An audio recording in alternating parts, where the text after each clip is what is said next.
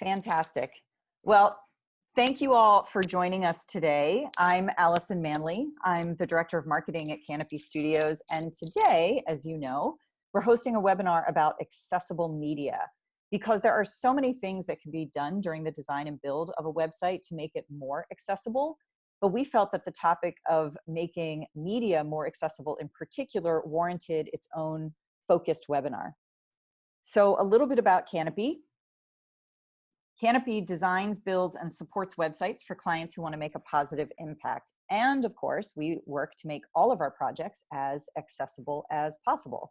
And because we love accessible sites, we'd like to let you know that Canopy can audit your site for accessibility. If that sounds interesting to you, you can email us at hello@canopy.com anytime. We'll be happy to help you with that.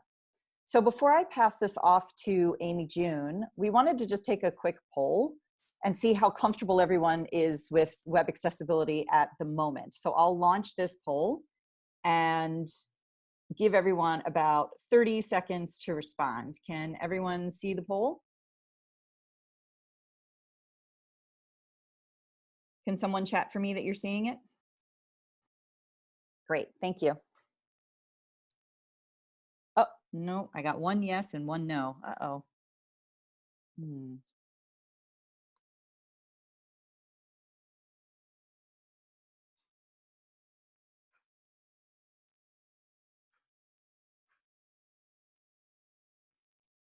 All right, well, I've got another 30 seconds. I will let this run.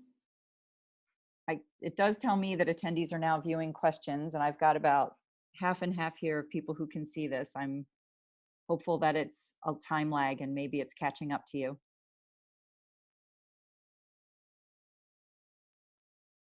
And great. All right, let's see how this works. Well, we're going to give this a relaunch real quick. If we can try this again. So we'll relaunch. Can everyone see it now?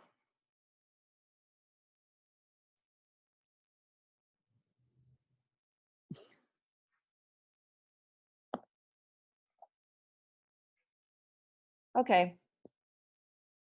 Well, sadly, we've got a technology fail here, so that's all right. We'll continue on. We got plenty to cover. So I will let then AmyJune take on from here. During the webinar, if you do have any questions, feel free to ask your questions in the chat as we go, and I'll keep them in the queue for a Q&A at the end of the webinar. So from here, I'm going to turn it over to AmyJune. Thanks, Allison. Hi, everybody. As Allison said, my name is AmyJune Hineline, and I'm experiencing a little bit of a cold today, so my voice is a little grovelly, so I'm hoping everyone can hear me right. I'm the open source community ambassador here at Canopy Studios. What I do for Canopy is I evangelize both WordPress and Drupal, and I'm a hospice nurse by trade, so accessibility is really important to me. As a nurse, I witnessed folks having a difficult time experiencing and gathering information on the web. And then when I got into tech a few years ago, I was amazed that projects and websites and PDFs can be made accessible, but they aren't. So I'm an accessibility advocate. I help co-organize a project called Ally Talks, that's A11Y Talks, where we have monthly virtual meetups where we talk about all things accessibility.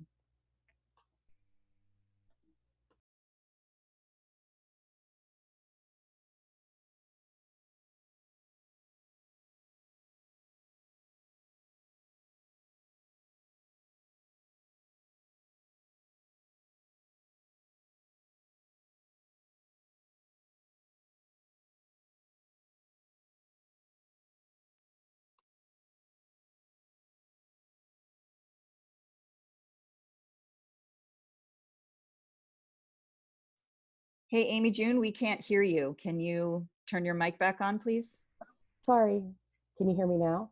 Yes, if you could go back a couple slides. Thank you. Oh, no, okay.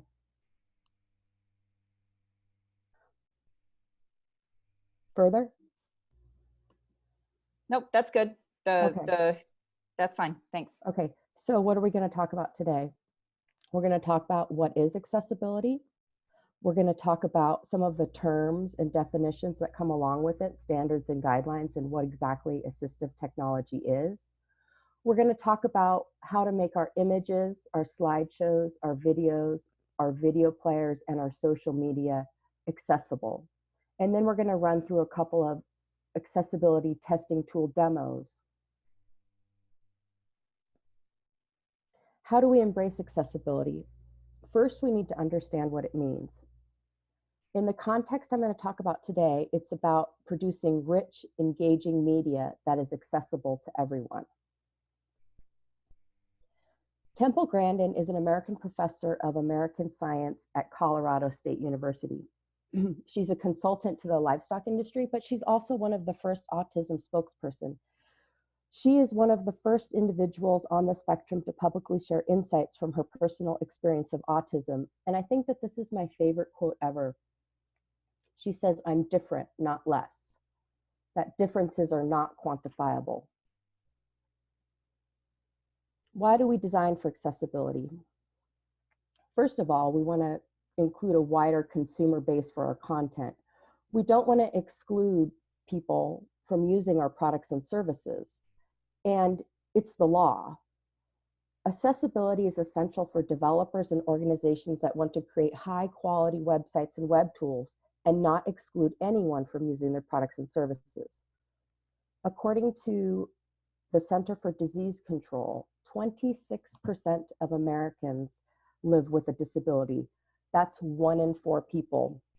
Or to put it in bigger numbers, that's 61 million people. And remember, as we get older, every one of us becomes more disabled. Our hearing and sight can deteriorate over time. And then think about situation disabilities. I recently had a broken arm and a shoulder injury. I use a computer daily for work. Using a mouse was extremely difficult. We also want to think of the user on a plane that forgot their headphones and want to utilize closed caption to watch a movie on their mobile device, or the mom on the bus who's holding our baby and cannot use her cell phone's full functionality. And most importantly, not every disability can be seen. There's debilitating pain, fatigue, dizziness, cognitive dysfunctions, learning differences, mental disorders, as well as hearing and vision impairments. In 2016, WebAIM ran an automatic test on 14 web pages from 62 large universities, including at least one from each US state and territory, to search for common accessibility errors. 78% of the pages they ran the testing on had obvious problems. In 2018, that figure had decreased to 68%, but that means there's huge room for improvement. Being accessible means everyone can readily access whatever you're offering, services and venues, and yes, even written content. Inclusion doesn't mean giving anyone special privileges. It means to make sure that the barriers are removed. Okay, so I'm just going to kind of breeze through these. Since this is the first webinar in a series, I just want to take some time to talk about some terms and definitions. There's the American with Disabilities Act, which prohibits discrimination and guarantees that people with disabilities have the same opportunities as everyone else to participate in American life. What is 508 compliant? This means that federal agencies are required to develop and maintain and use information that is accessible to people with disabilities, regardless of whether or not they work for the federal government. And POUR. This is an acronym for 4 high-level principles that describe functionable accessibility. The first one is perceivable.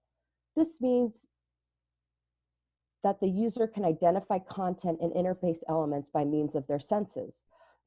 Information and user interface components must be presentable in a way that users can perceive. So some of those, it could include text alternatives, captions, creating content that can be presented in different ways. There's operable, which means that user interface components and navigation must be operable, which means making sure functionality is available from a keyboard, making sure that users have enough time to read and use the content. Understandable. This means users should be able to comprehend the content and learn and remember how to use the interface. Information and the operation of the user interface must be understandable. And robust. This means the content must be robust enough that it can be interpreted by an array of user agents, including assistive technologies. And we often hear the word WCAG. It's pronounced different ways. I haven't heard a firm answer which way is better or whatever. This means Web Content Accessibility Guidelines, and there's 3 levels of conformance, A, AA, and AAA. And what these guidelines are mostly for are for web content developers, like page authors, site designers, web authoring tool developers, web accessibility evaluation tool developers, and anyone who wants or needs a standard for accessibility to present their product or website owner. Assistive technology. Assistive technology is any device, software, or equipment that helps people work around challenges so they can learn, communicate, and function better. Example of these might be considered speech input devices, keyboards, screen readers. And we also must remember that a mobile phone can be considered assistive technology. So let's break it down just a little bit more. What makes content accessible? There's 4 broad parameters we must consider when making our content accessible. The first one is we want to make sure that things are easy to see, so we accommodate folks' visual needs. We want to make sure that it's easy to interact with, so we accommodate motor needs. Some people are unable to operate a mouse, therefore multimedia content should be delivered in a player that can be operated with a keyboard alone. We want to make sure that we address auditory needs. We want to make it easy to hear. Some people are unable to hear the audio, therefore audio content such as audio recorded lectures should be accompanied by transcripts or closed captions. And then last, we want to make sure that things are easy to understand, so we accommodate cognitive needs. We want to make sure the experience for everyone is as equivalent as possible, regardless of things we cannot control. Screen readers. So simply put, screen readers takes text and convert it into speech. The technology really allows and empowers users with low vision, cognitive and learning disabilities to access information and maintain some degree of privacy. It removes a barrier to the internet or digital information. Who uses screen readers? WebAIM conducted a series of surveys, and one of them they asked, do you use a screen reader due to a disability?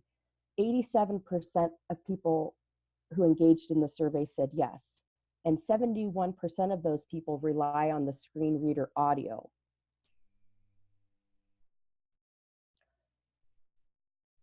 Out of people polled in North America, out of people polled, 58% of people who use screen readers are in North America, 27% in Europe. So screen readers are not just for people who have low vision. Users can navigate the page using ARIA landmarks in HTML5. A skip to main content links avoid repetitive navigation links. Screen users navigate by tables, lists, buttons, forms, links, images, anything like that. So let's talk about a little bit about images.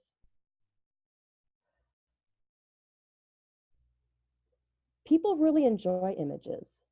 Images can enhance your content, especially for people who live with cognitive or learning disabilities.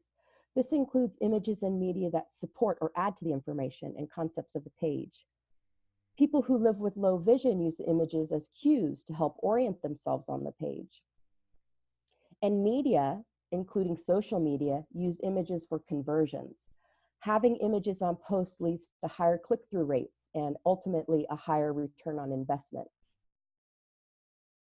And accessible images benefit everyone. They benefit people using screen readers. The text alternative can be read aloud and rendered as Braille. People using speech input, the users can put the focus on a button or linked image with a single voice command.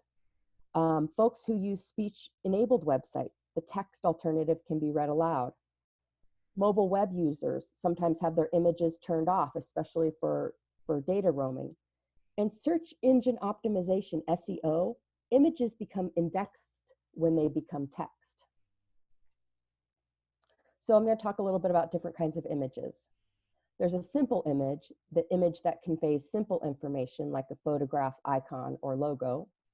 There's the complex image that conveys information like a chart or a graph. There's the decorative image that is purely decorative, contains little or no information or adds any content to the page. There's images of text. That's just images where the text is intended to be read. There's groups of images where the text alternative for one image should convey the information for the entire group. And there's image maps. An image map contains multiple clickable areas. We're going to look at these a little closer. So a simple image. Images that convey simple information must be described with alternative text. Most of us have heard this called alt text. Alt text is a short, sweet description of the content of the image, added in a way that is typically invisible to the user who can see the image, but is exposed to people who are using assistive technology, such as screen readers or braille displays. Browsers also display alternative text visibly if the image fails to load or if images or CSS is turned off in someone's browser. The description should convey the content and functionality of the image as concisely as possible to avoid or to provide access to the content of the image without burdening the users with lots of details. Complex images, these can be graphs, charts, diagrams. They may contain too much information to be effectively described using that alt text. Instead, these images must be described with a long description. A long description is a more detailed description that provides equivalent access to the information in that specific image. The question to ask, given the current context, what information is this image intended to communicate? The same information must be provided to people who are unable to see the image. So a long description might include any structure necessary to communicate the content of the image, including headings, lists, data tables. There's decorative images. If an image is purely decorative and does not convey any meaning, there are several methods for telling screen readers to ignore the image. Images might be decorative if they are styling, like borders or spacers and corners, illustrative of text but not contributing information. And sometimes they're decorative when they're identified and described by surrounding text. But remember, if you want the image to convey the mood or experience of the site to the screen readers, please provide alternative text. Images of text. This is where readable text is presented within the image itself. If the image is not a logo, avoid this. However, if you do use images as text, the text alternative should contain the same words that are in the image. But we must remember when we use actual text, it's much more flexible than using an image. Images don't always resize without losing their clarity. The background and text colors can be shifted and be hard to distinguish. They can become distorted when zoomed in.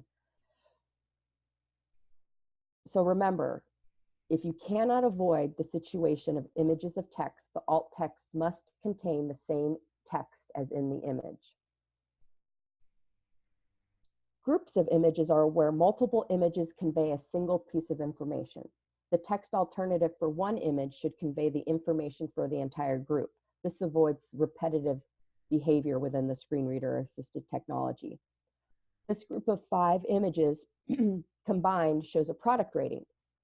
Say there are 5 images, 4 filled stars, 1 half filled star, and 1 empty star, indicating the overall rating. The text alternative for the first image would be rating 4 out of 5 stars. And then all of the other images would have that null or empty alt attribute. Image maps. The text alternative for an image that contains multiple click areas should provide overall context for the set of links. Each individual clickable area should have an alternative text that describes the purpose or destination of the link. And you can see this is a picture of the Presidio. We want to make sure that we realize that image maps can include charts, park maps, decision trees, anything like that. Images can be used as links, including pagination or anchor links. We want to be careful when creating the alt attributes for image links because the alt attribute has 2 requirements. It must describe the image and it must tell the user what activating the link will do. So if you do have a linked image next to a text link that goes to the same page, in most cases, that image needs an empty alt text.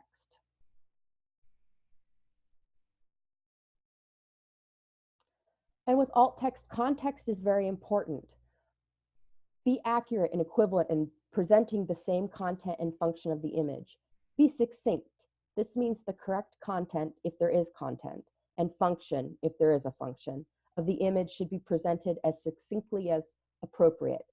Typically, no more than a few words are necessary, though you could use a short sentence or 2. And avoid phrases like image of or graphic of to describe the image. It's already apparent to the person using assistive technology that it's an image. And if the image is conveying content, it's typically not necessary that the user know that the image is conveying the content as opposed to text. So what this does is avoids redundancy because a screen reader will read image of, and then if you put picture of as the first part of your alt text, you're going to hear image of, picture of. So this avoids redundancy. You can, a good bet would be if you can turn off images in your browser and still be able to relay all of your information. Will the user have the same results? Will they be provided the same information without seeing the images? Slideshow. I've often heard that the first rule of slideshow is not to use slideshows. Slideshows display a few items one at a time. They're also known as carousels and sliders. Typical uses of slideshows can be tickers, scrolling news headlines, featured articles on home pages, and image galleries. And then W3 Schools talks about the usability of slideshows. They say slideshows are disputed from a usability perspective because their content can be hard to discover. So being sure to ensure accessibility can also improve everybody's usability. If you do use slideshows, be sure to style the carousel so it's usable and readable. Be sure to add functionality to display and announce the carousel items. If you use a transition animation between items, be sure your users can stop and resume it. Style the carousel to make sure it's usable and readable by everyone. Provide visible content, provide visible controls accessible to the keyboard, mouse, and touch. And be sure those controls are highlighted on focus. And please avoid keyboard traps. That is where a user can use the keyboard to get into an element, but they cannot get out of the element. Back to those controls. Be sure the controls are visible. If you can see this picture in the slide, you can see that with this light gray background, the light gray controls are pretty hard to see. So also take into account your background images change over time and what your contrast, size, and color look like when that background changes. Be sure to have a reasonable alternative to the slideshow. The slideshow does not need to function with style sheets, but all the content needs to be available for those that have CSS or styling turned off in their browser. So let's go over this again. Slideshows are predominantly located and are used to provide navigation and show page content. Accessible slideshows are important for many website users, including people using keyboard navigation and text input so they can navigate between individual items. Folks who use screen readers will understand each item when it's currently shown and how to navigate between those items. And then having an accessible control to turn on and off animations for people who are distracted by movement. And having those pause and play functions also help people who need more time to read, allowing them sufficient time to read and understand the carousel content. And again, if you turned off images and CSS in your browser, is everyone still able to access all of your information? Let's look at videos. How are you consuming video? And how is your audience consuming video? Captions are text versions of the audio content synchronized with the video. There's many situations that benefit from captions. There's loud environments like at the airport or a noisy co-working space where you cannot hear the audio.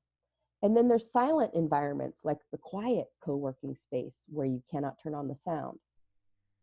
Sometimes content can be better understood by people hearing and seeing the information. A good example of that would be maybe folks who are not native speakers of the language. And for some folks, it's easier and quicker to read the captions than it is to watch the videos. Contents in text form, such as caption files and transcripts, can also be better indexed by search engines. Captions should include any other audio content, like dogs barking, music playing, anything that adds value to what you're presenting. Captions can either be closed or opened. Closed captions can be turned on or off, whereas open captions are always visible. Open captions allows for control over caption location, size, color, font, and timing.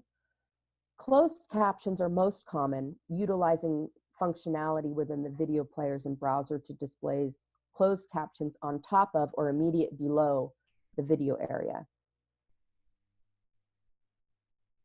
And then there's audio descriptions. They're a separate narrative audio track that describes important visual content, making it accessible to people who are unable to see the video at all. If the visual content is being conveyed through audio, there is no need for audio descriptions. And a transcript is a text version of the media content. A transcript should capture all of the spoken audio plus on-screen text and descriptions of key visual information that would otherwise not be accessible without seeing the video. Transcripts provide an important part of making web multimedia content accessible.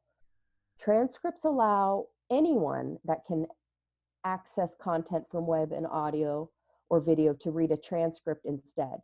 Transcripts don't have to be word for word. They should contain additional descriptions, exclamations, or comment that may be beneficial, such as indications of explosion or laughter, that audio content that we might miss. Transcriptions allow users of assistive technology to also use refreshable Braille and other devices. So remember, both captions and text transcripts should be provided. Users of screen readers often prefer transcripts because they can set the read rate much faster than the video play allows them to get through the content quicker, allowing them to get through the content quicker. They will also allow the content to be indexed by search engines again. Media players.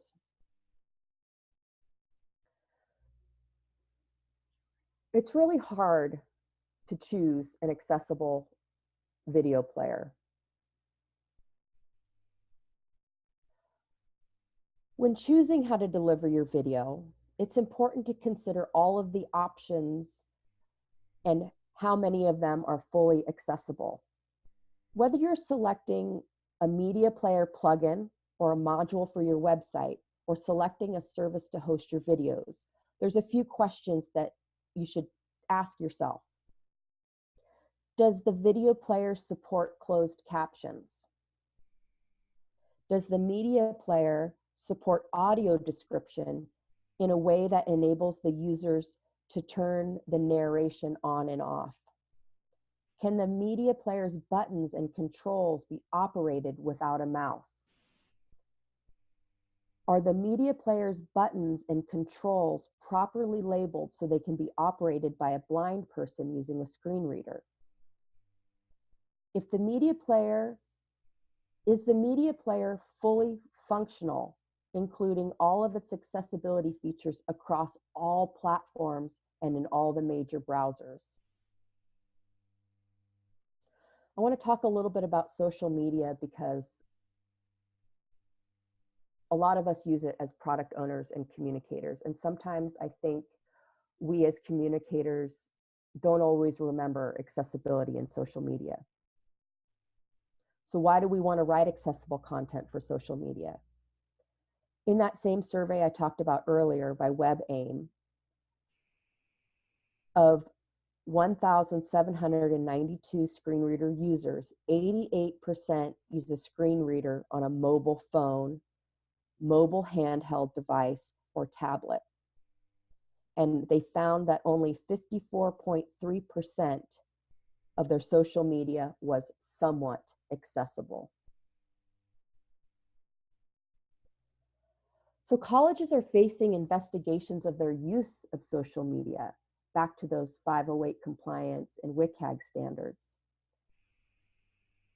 Nearly 200 colleges faced federal civic rights investigations in 2019 about whether or not their content was accessible and communicated effectively to people who live with disabilities.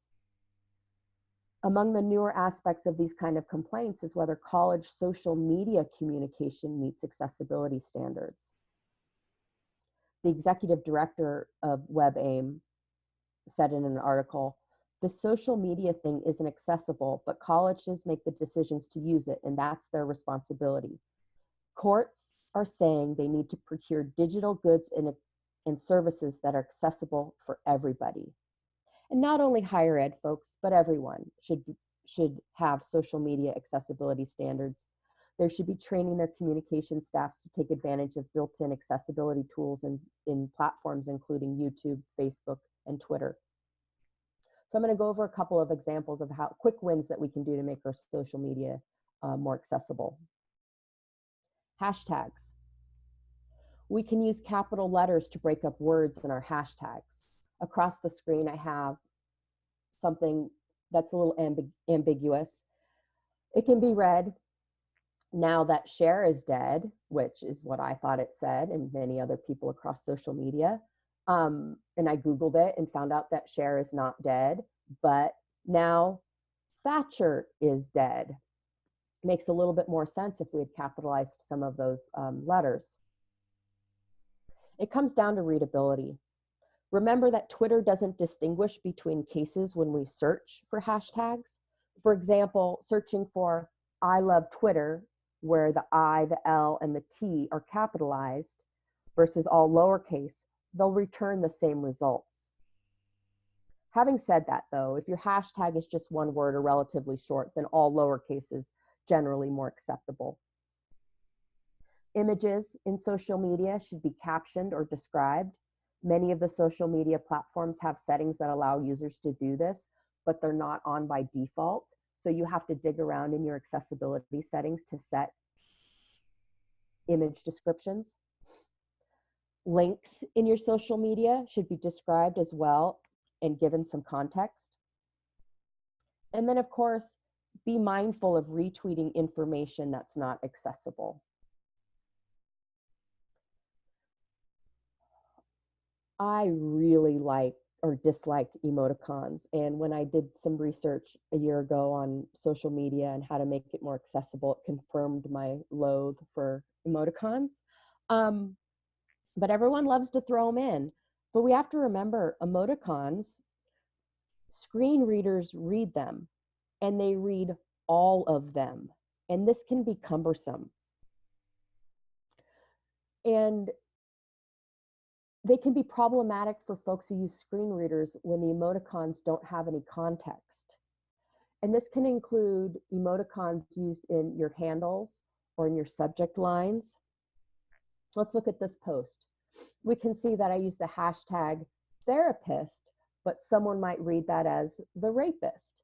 And remember, as a screen reader reads this, they're going to read all of those emoticons. So why is the hashtag therapist always referring to the policeman, policewoman when I have a question mark? Don't they know how to sunshine, sunshine, sunshine is about to go down if I want to go to bed? So imagine if there was more emoticons in there, and being a screen reader, you might not even get to the end of that content without aborting.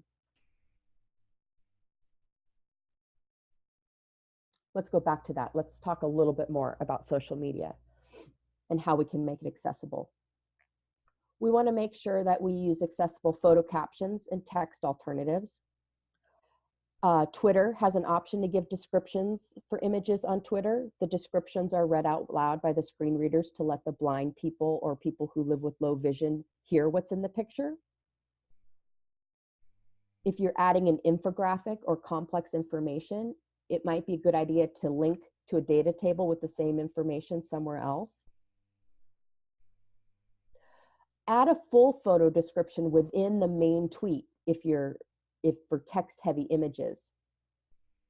Make sure your hashtags are accessible, you know, that camel case. Use plain English, avoid acronyms, and make sure the meaning of your tweet is very clear. This will likely help people on the autistic spectrum as well as someone with a learning disability or dementia. They say the average reading level for the United States is the 9th grade, but in the UK, folks say it's as young as 9 years old is the average reading age. Think about your color contrast in your tweets. If your tweet contains an infographic, make sure the colors are well contrasted so they're easy for people to decipher who are colorblind or have visual impairment. There's lots of free sites which will check your page for color contrast. So now what? Communication is so important. We want to make sure that we utilize everyone's skill set on the team. So work with designers and developers and create style guides and style sheets. Make sure your WYSIWYGs have tooltips and the communicators and users of those editors are trained on how to use them. And remember to use accessible fonts and color contrast when you're in that WYSIWYG. Accessibility is a moving target. Your site may be accessible today, but in 2 weeks it may not. So remember to always assess your accessibility. Faye is a WordPress engineer on our team, and she says when it comes to accessibility being a moving target, that accessibility can be a juggling act of priorities when you start incorporating third-party plugins, embedded code. If you really want that live chat function on your site, you may have to build it from scratch to make it accessible to everyone. And there are lots of tools that folks can use to test for accessibility.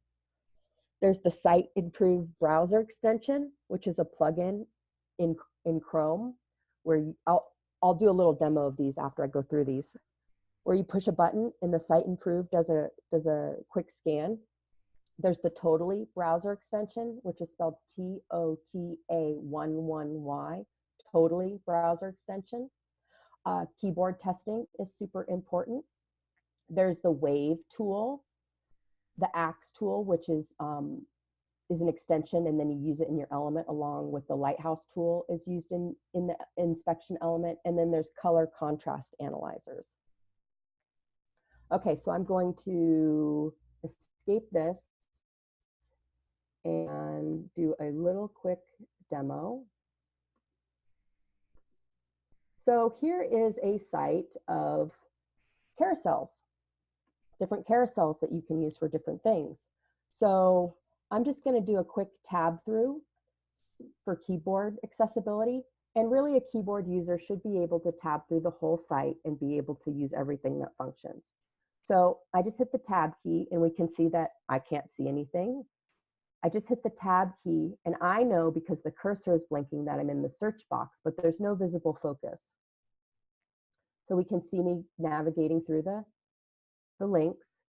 And now I'm in the carousel, but I have no way of reading what's in the carousel and no way of accessing the information.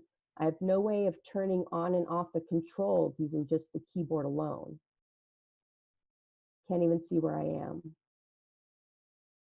And now I'm out of the keyboard. And then here is an example. I'm just going to reload this real quick. Here is an example from W3 Schools of an accessible carousel, and we can see the difference. So I'll just, if I tab through,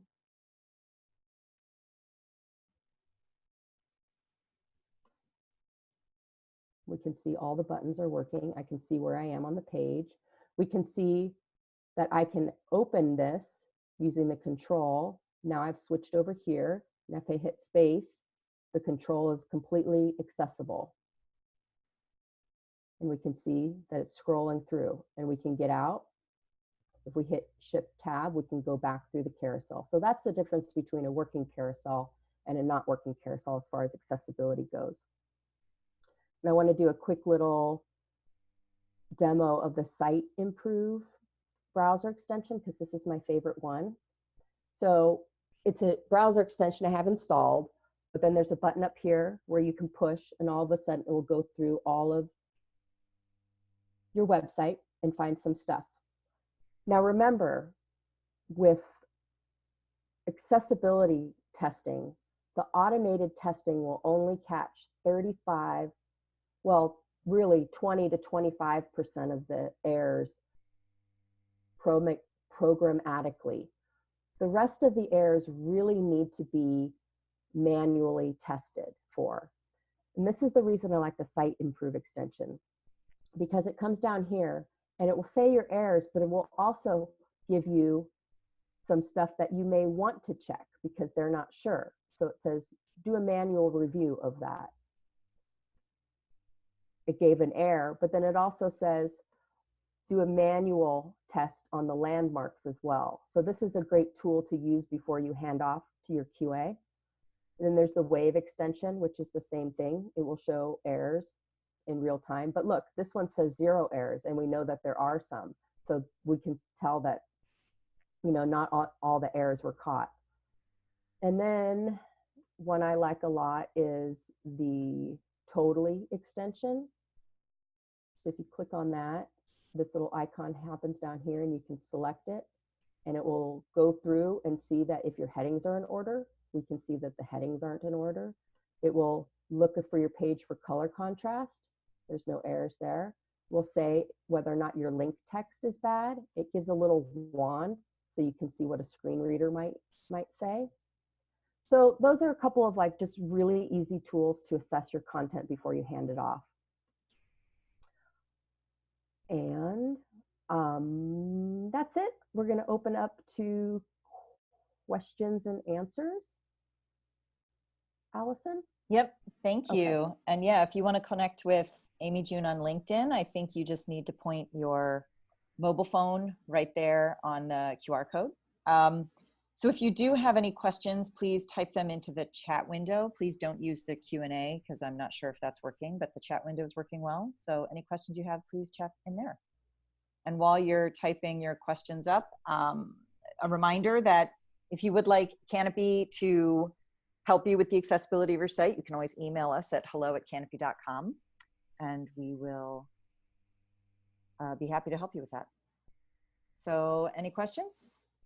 I'm not seeing any, so I'm gonna guess that AmyJune did such a great job explaining things that no one has any. All right. Well, thank you, everybody. That's a wrap.